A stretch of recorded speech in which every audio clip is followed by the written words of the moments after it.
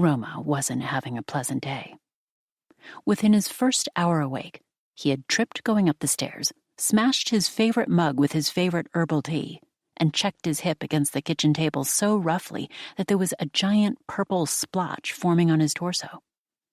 Then he had been forced to inspect a crime scene. Then he had had to face the possibility that this was a crime scene of supernatural proportions. As Roma trudged back into the city's central hub under the early afternoon sun, he could feel his patience wearing incredibly thin.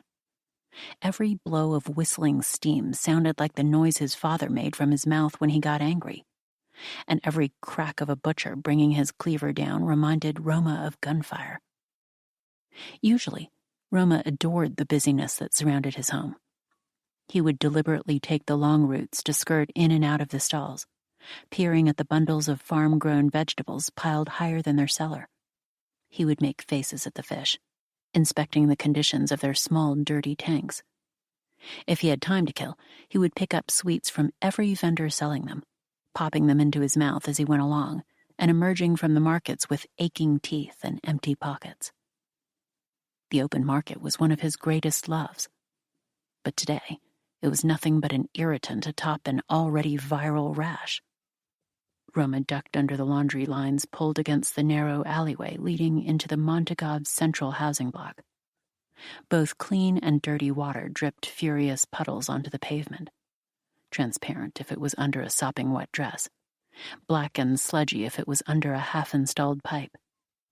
That was a feature that became more prominent as one ventured deeper in Shanghai. It was as if a lazy artist had been in charge of building everything. Rooftops and window ledges would curve and stretch with the most glorious angles and archways, only to abruptly end or cut into the neighboring block. There was never enough space in the poorest parts of the city. Resources were always running out, just before the builders were ready. Pipes were always a smidgen too short. Drains only had half a covering. Sidewalks seemed to slope into themselves.